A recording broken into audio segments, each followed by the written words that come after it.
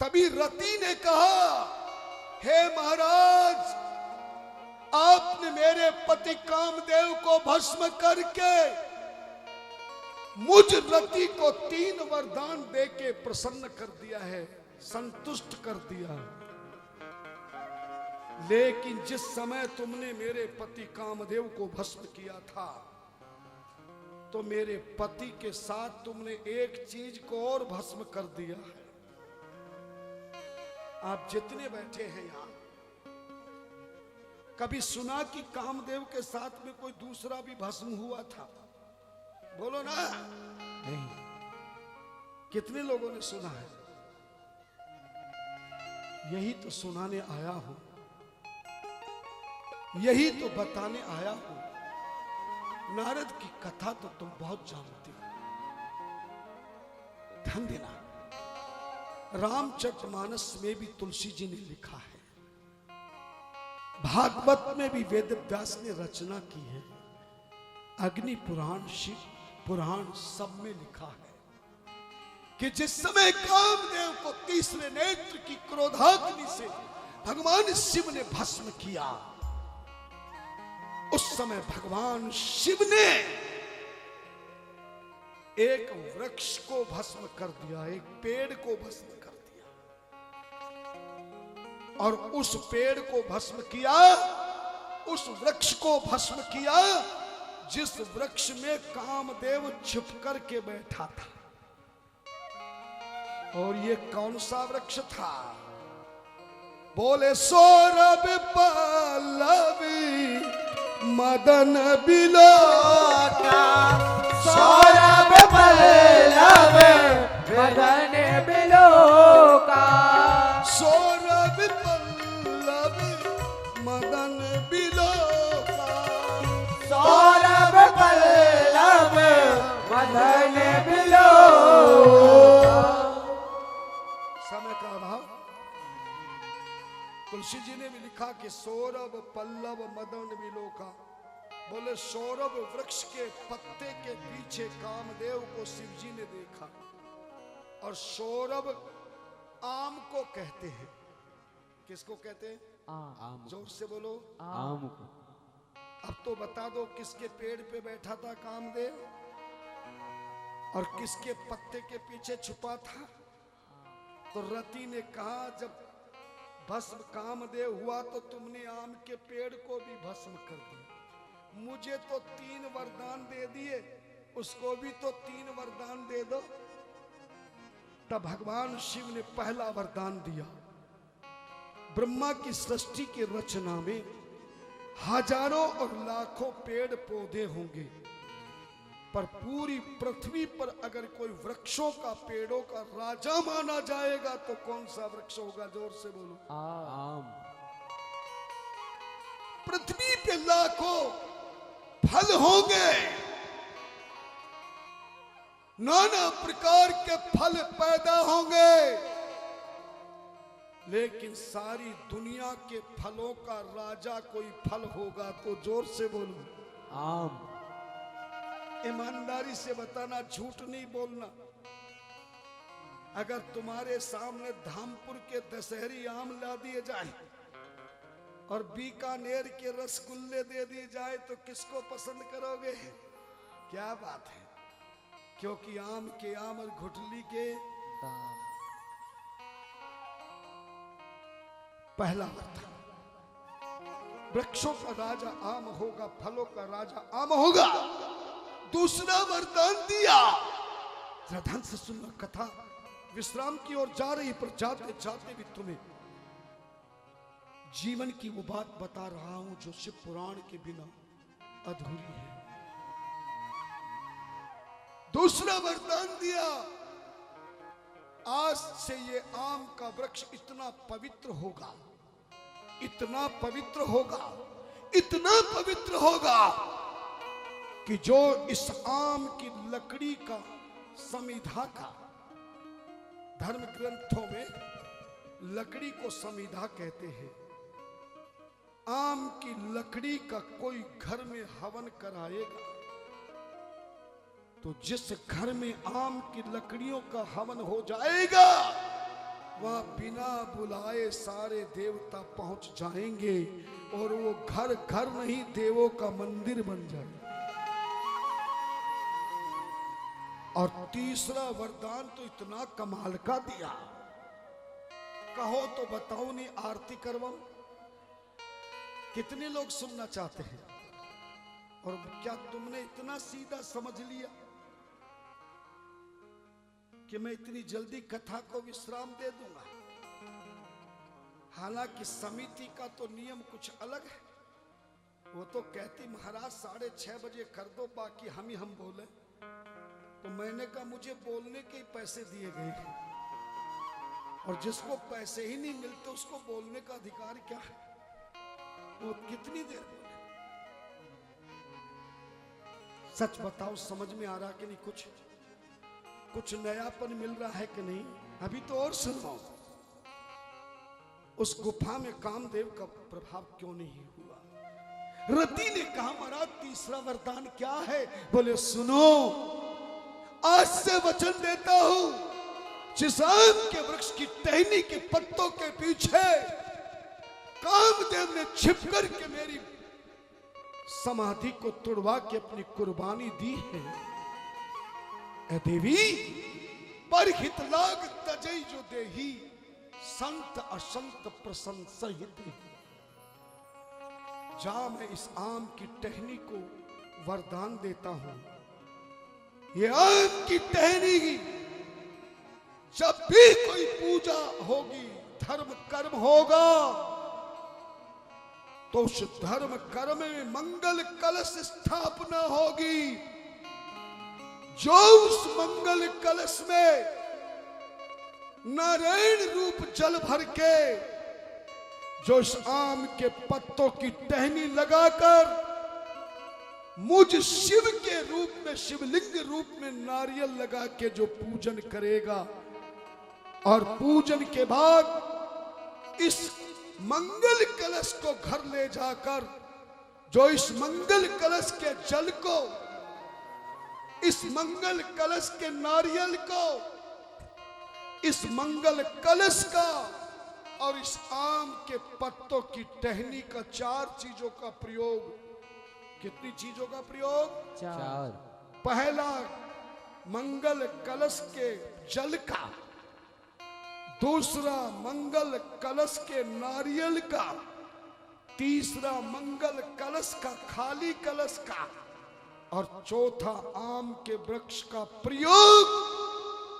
जिस गृहस्थाश्रम में विधि विधान से हो जाएगा, जा देवी मैं वचन देता हूं, वहां मैं गणेश रिद्धि सिद्धि कार्तिक मां भगवती के साथ उस घर में सदा निवास करता हुआ मंगल ही मंगल करता।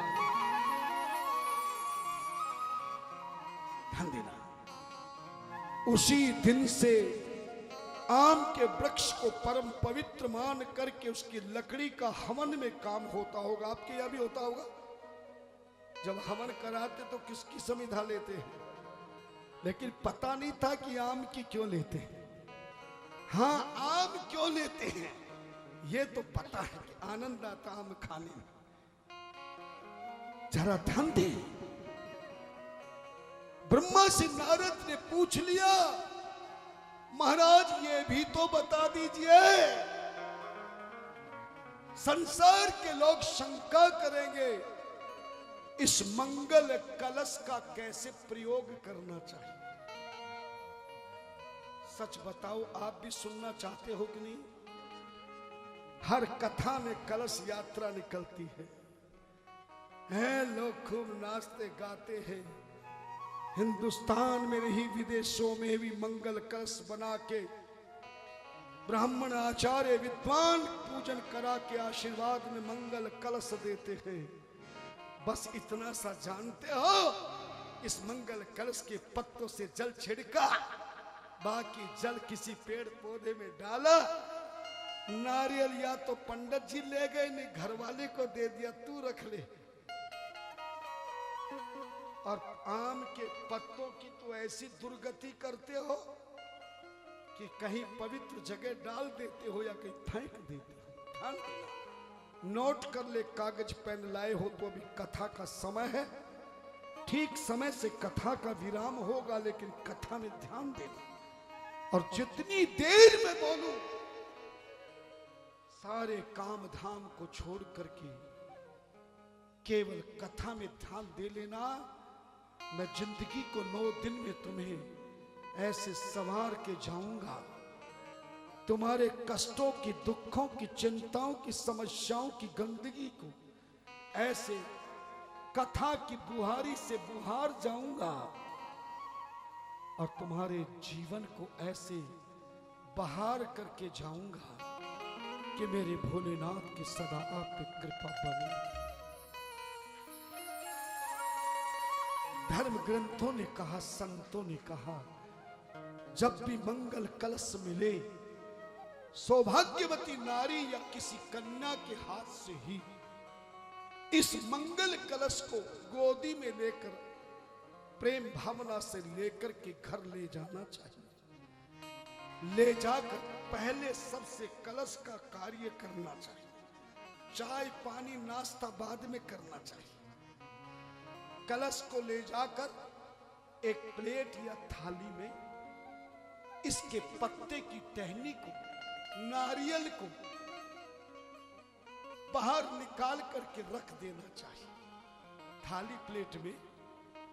और फिर आम के पत्तों की टहनी को हाथ में लेकर इस कलश के जल को हाथ में लेकर, यानी कलश को हाथ में लेकर इसके जल को घर की ऊपर की छत से छिड़कना चाहिए।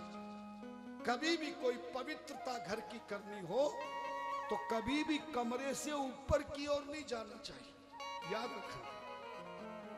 छत से शुरू करें और धीरे धीरे सीढ़ियों से उतर के प्रत्येक घर की कमरे में, आंगन में, ड्राइंग रूम में, किचन में, टॉयलेट को छोड़कर सभी जगह पर इस कलश का जल आम के पत्तों की टहनी से छिड़काव करें। और छिड़कने के बाद भी जल बच जाए तो किसी पेड़ पौधे में सूर्य भगवान को पूरा जल दे दे। पर आपको तो सूर्य को जल कैसा देना चाहिए ये पता नहीं, ये आगे की कथा में बताऊंगा सूर्य को कैसे जल देना चाहिए। पर आज केवल इतना समझ ले कि इस कलश का जल सूर्य को किसी पेड़ पौधे में डालकर कलश को खाली कर देना चाहिए। और खाली कलश को किसी पवित्र जगह, किसी अच्छे कपड़े से साफ करके सूर्य की धूप में इस कलश को सुखा लेना चाहिए। कलश मिट्टी का हो या स्टील का, पीतल का हो या तांबे का, चांदी का हो या किसी अन्य धातु का, जो भी पूजा में कलश बना है वो किसी का भी हो सकता है, पर लोहे का कलश नहीं होना चाहिए। धन्यवाद। खाली कलश जब हो जाए तब आप इस कलश में गेहूं भर दें। क्या भर देंगे? गेहूं। जोर से बोलो। गेहूं। कणक भर दे, गेहूं भर दे। और गेहूं भर के जो नारियल है ऐसे ही लगा दे जैसे पहले लगाया था। धन्यवाद। नारियल का मुख हमेशा कलश के अंदर की ओर होना चाहिए और कटा हुआ भाग ऊपर की ओर होना चाहिए। कलश को गेहूं भरे कलश में लगाकर नारियल को, यदि आपकी रसोई बड़ी है और रसोई में कलश को रखने का स्थान है तो ईशान दिशा में, कौन सी दिशा में? ईशान। जोर से बोलो। ईशान। और ईशान दिशा है पूरब और उत्तर के बीच की दिशा। पूरब और उत्तर के बीच की ईशान दिशा में रसोई में यदि ये गेहूं से भरा हुआ कलश, नारियल लगा पूजल का मंगल कलश स्थापना हो जाए तो ये अन्नपूर्णा देवी का कलश तुम्हारे घर में अन्न, धन, सुख, संपत्ति हमेशा बना रहे। मगर यहां एक बात का ध्यान रखना, कभी दोबारा घर में पूजा करने के लिए मंगल कलश की आवश्यकता हो, ब्राह्मण आचार्य पूजा की लिस्ट में कलश लिख दें, नारियल लिख दें, आम के पत्ते लिख दें, तो आम के पत्ते तो नए लेकर आना, पर कलश और नारियल इसी का प्रयोग करना। कौन से कलश नारियल का प्रयोग करोगे? जो तुमने गेहूं भर के नारियल लगाकर रसोई में रखा है। जब उनकी पूजा पूरी हो जाए तो फिर वही करना है। नारियल पत्ता उठा के रख देना है थाली में, इसका जल पत्तों से सब जगह छिड़क करके बचे जल को गमले में, पेड़ पौधे में सूर्य को जल चढ़ा के कपड़े से साफ करके सूर्य में सुखाकर फिर नए गेहूं भरने हैं। जो पहले गेहूं निकाले हैं उन्हें गौ माता को खिला दे, और अच्छे गेहूं हो, शुद्ध हो रहे, खाने लायक हो तो किसी गरीब ब्राह्मण के यहाँ दे दे, गरीब को दे दे, वरना गौ माता को खिला देवे। और जब दोबारा कलश का प्रयोग करें तब कौन से गेहूं भरेंगे? नए गेहूं भर के फिर उसी जगह रख दे। जब तक नारियल टूटे नहीं, जब तक कलश फूटे नहीं, नारियल और कलश खंडित जब तक ना हो, तब तक कभी भी इस कलश नारियल के रहते हुए नया कलश अपने घर की पूजा में प्रयोग नहीं करना है। बात समझ में आ गई? लेकिन आम के पत्तों की क्या करना है? क्योंकि जब जब भी कलश बनेगा तो आम के पत्तों की टहनी आपके काम आएगी। ध्यान देना, नोट कर लेना, यहां नहीं तो घर जाकर नोट कर लेना। मेरे 30 साल की कथा का प्रयोग है, लाखों भक्तों का प्रैक्टिकल प्रयोग है, प्रत्यक्ष प्रमाण है। आम के पत्तों की टहनी से एक एक पत्ता तोड़ लेवे, और पत्ता तोड़कर टहनी खाली कर दे। और जब बिना पत्तों की, आम के पत्तों की टहनी हो जाए तो घर का जो भी मालिक है, पत्नी है या पति, पिता है या माता, भाई है या बहन,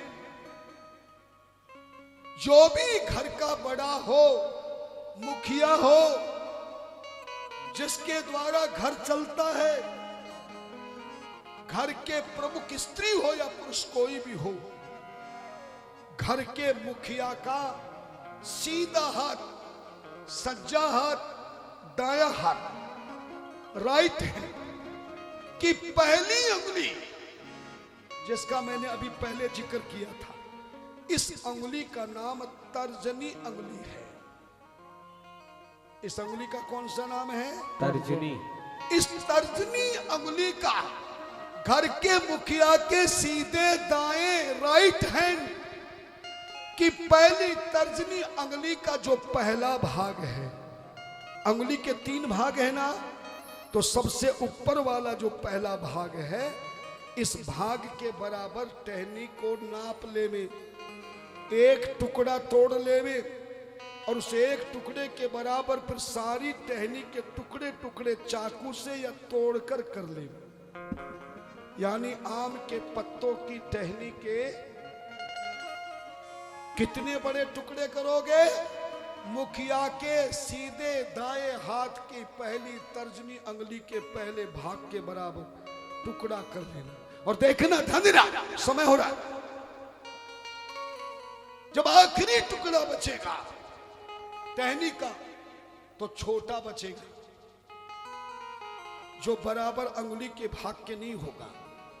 इस टुकड़े को अलग हाथ में लेकर वही मुखिया, घर का मालिक, सीधे हाथ में लेकर मुट्ठी बंद करके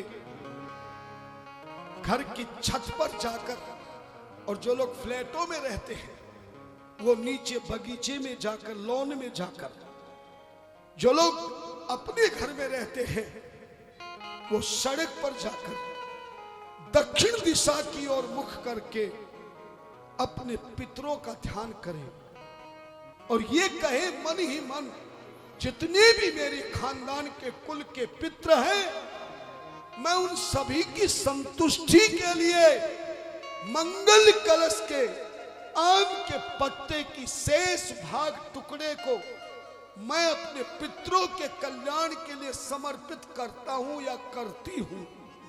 ऐसा कहकर टुकड़ा फेंक देवे दक्षिण दिशा की ओर और हाथ जोड़ के पितरों से प्रार्थना करे, आप मेरे परिवार में अपना आशीर्वाद दे, मेरे परिवार में खुशहाली बनी। इस तरह से आखिरी आम के पत्ते की टहनी के टुकड़े को दक्षिण में डालकर सीधे घर में आवे। फिर आपने देखोगे जब पूजा कराओगे तो कलावा होगा, मोली, क्या कहते हैं आप लोग यहां, मोली या कलावे का धागा लेकर एक पत्ता और एक आम के पत्ते की टहनी का टुकड़ा, एक आम का पत्ता जो तोड़ के तुमने थाली में रखा है और एक आम के पत्ते की टहनी का टुकड़ा, दोनों साथ लेकर इस कलावे मोली धागी के बड़े धागा लेना, उसमें इनको गांठ बांध बांध के बंदरवाल बना ले। बंदरवाल तो समझते हैं, बारी बारी से आगे से, अगर कम पत्ते हो, टहनी के टुकड़े ज्यादा हो तो अकेले टुकड़े को भी आप गांठ लगा के धागे में बांध ले। यदि टुकड़े कम हो, पत्ते ज्यादा हो तो अकेले पत्ते भी बांध ले। इस तरह से कलश में लगे आम के पत्तों की और टहनी का ऐसा प्रयोग करके बंदरवाल बनाकर अपने घर के मुख्य द्वार पर, जो घर का मेन दरवाजा है जिसके द्वारा घर के कमरों में जाया जाता है, उसके बाहर की ओर ये पत्तों की टहनी की बंदरवाल बांध दे। सूची कहते हैं ऋषियों, ब्रह्मा ने भी यही नारद को समझाया, धर्म ग्रंथों ने भी यही बताया। जो मंगल कलश का प्रयोग अन्नपूर्णा देवी का रूप बनाकर और किसी के घर में रसोई में ईशान दिशा में जगह ना हो तो घर के किसी भी कमरे में ऊपर की ओर रखे बच्चों का हाथ ना लगे, गिरे नहीं, टूटे नहीं।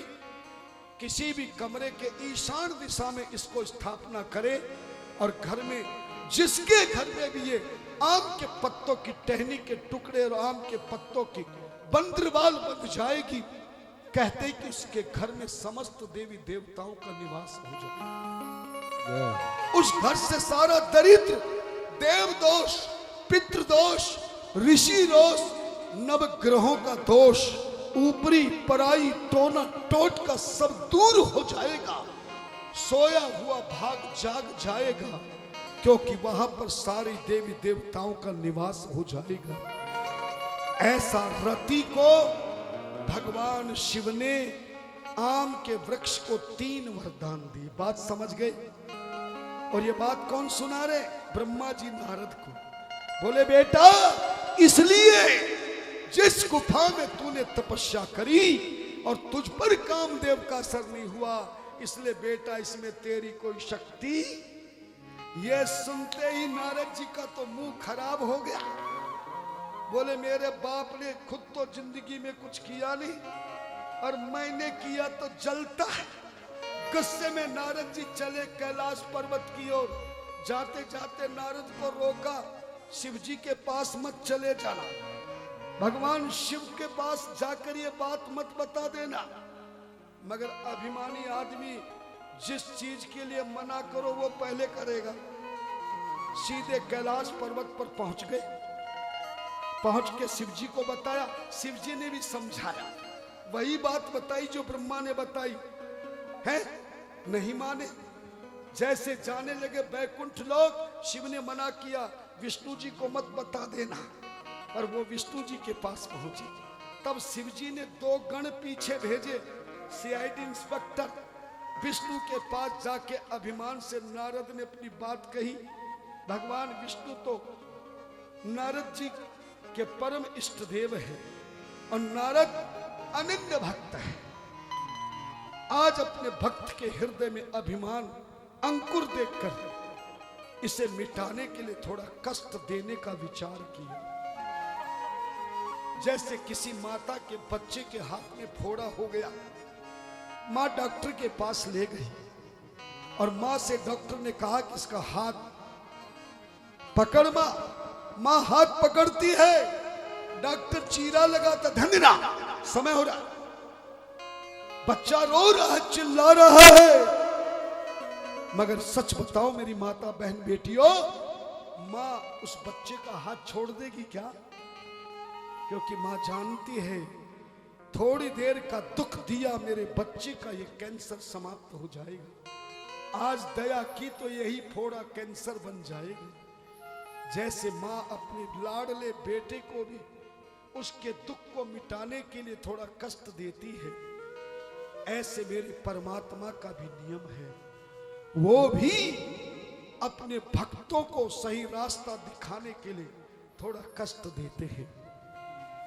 नारद जी को कष्ट देने के लिए भगवान ने मोहिनी माया का एक नगर बनाया, माया का राजा बनाया, राजा की माया की कन्या बनाई, विश्व मोहिनी नाम रखा। और महाराज राजा ने नारद को विश्व मोहिनी का हाथ दिखाया। तो नगर किस चीज का है? जोर से बोलो, एक बार जोर से बोलो, किस चीज का है? राजा किस चीज का है और कन्या किस चीज की है? माया। तो हस्तरेखा किस चीज की होगी? माया। वो भी माया की। बुद्धि खराब होगी, हस्तरेखा माया का फल देखा नारद ने, सोचा कि जो इसका पति बनेगा वो अजर अमर होगा, कभी मरेगा नहीं, और सब लोग उसकी सेवा करेंगे। ये विचार देख के नारद का मन कामदेव में चला गया। सोचा इस कन्या से मेरी शादी होगी शायद, इसीलिए अब तक विष्णु जी ने कंवारा रखा है। लेकिन इस कन्या से शादी तभी होगी जब इसके लायक वर होगा। मेरा रूप तो खराब है, थोड़ी देर के लिए विष्णु भगवान का रूप ले लेता हूं। धन्यवाद। किसका रूप ले लेता हूं? विष्णु भगवान। तुरंत नारद जी खड़े हुए, सामने विष्णु भगवान मिल गए। भगवान विष्णु ने कहा, कहो नारद जी क्या चाहिए? तो जरा जोर से बताना जितने लोग बैठे हैं, अगर कथा सुनिए नारद की तो। नारद जी को विष्णु का रूप मांगने पर भगवान विष्णु ने नारद को कौन सा रूप दिया? जोर से बोलो। क्यों क्यों दिया? कई लोगों से पूछा, कहते हैं जो मांगा भगवान ने कपट किया। कई कहते हैं कि बंदर हरि को भी कहते हैं, बंदर हरि को भी कहते हैं, लेकिन ये बात नहीं है। हाथ जोड़ के बैठिए, थोड़ा सा समय रहा है, पर थोड़े से समय में बहुत कुछ देकर जाऊंगा आज की कथा में। याद रखना, हिंदू हो तुम, सनातन धर्मी हो, तुम्हारे मन की शंका दूर होनी चाहिए। नारद ने जो मांगा भगवान विष्णु ने वही दिया। विश्वास नहीं तो शिव पुराण का श्लोक बोलूंगा तो तुम्हें शायद समझ में ना आवे। मैं रामायण की चौपाई से तुम्हारी शंका को दूर करता हूं। विष्णु ने पूछा क्या चाहिए, तो नारद ने जानते हो क्या मांगा? ये विष्णु का रूप नहीं मांगा। चौपाई देखना, आपन रूप दे प्रभु मोहि। भगवान से कहा कि मुझे आप अपना रूप दे दीजिए।